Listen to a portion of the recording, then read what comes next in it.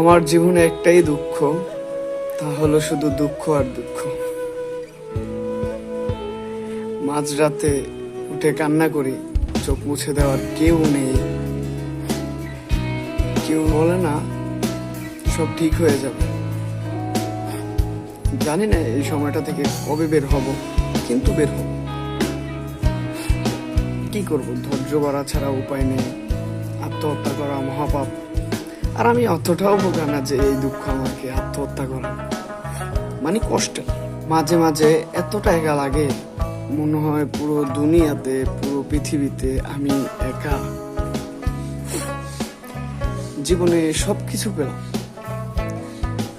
স্বার্থপরগিরি পেলাম, কষ্ট পেলাম, ধোঁকা পেলাম, শুধু বোঝার মতো একটা মানুষ পেলাম। কতক্ষণ আর নিজেকে বোঝাবো ভাই? মাঝে মাঝে নিজেকে বোঝাতে বোঝাতেও ক্লান্ত হয়ে যায়। তোমরা আবার কিছু মনে করো না।